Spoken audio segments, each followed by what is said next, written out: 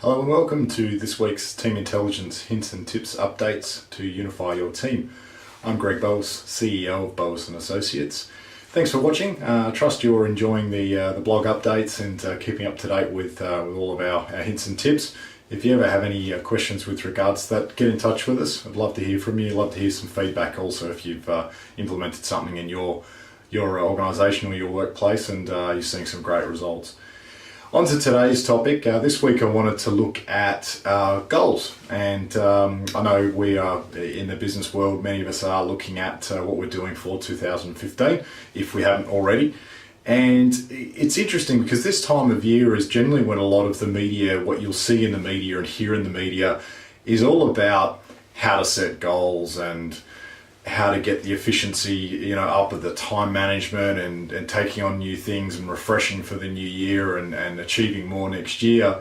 And I find it really fascinating because whilst they're giving you the tools to do it, no one's actually talking about why people don't achieve goals when they actually fall short. Now, it can be fairly simple, it can be a fairly complex thing. But in my experience and my expertise in the area of human behaviour, there's three reasons why people don't achieve their goals. The first goal is the goal is too easy.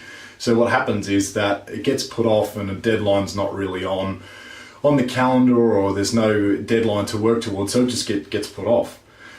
Goal number two is that the goal is too hard or it's not clear. So what happens is that people get stuck in what we call paralysis analysis or procrastination or another whatever other word that you might use for that. So what you'll find is that they're wanting to focus on the end result rather than what's actually required next.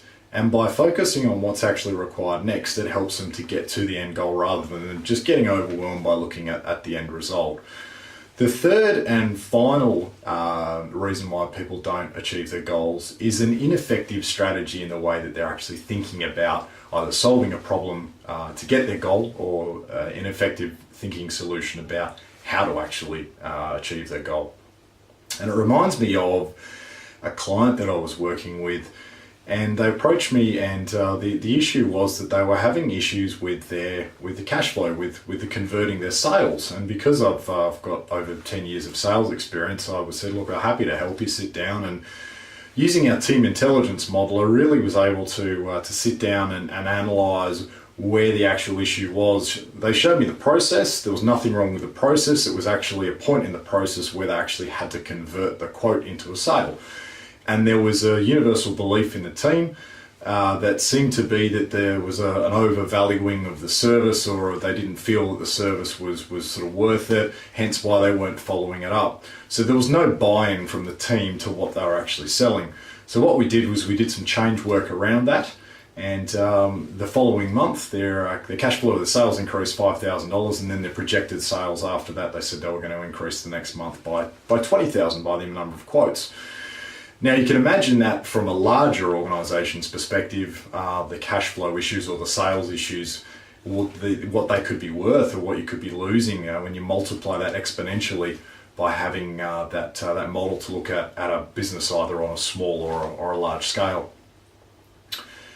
And just in closing, Tony Robbins, one of the most successful peak performance coaches in the world, has said at some stage that the quality of your life, or in business, the quality of your results is a direct correlation to the quality of the questions you're actually asking yourself in how to actually achieve that goal or what you actually want to achieve in your life.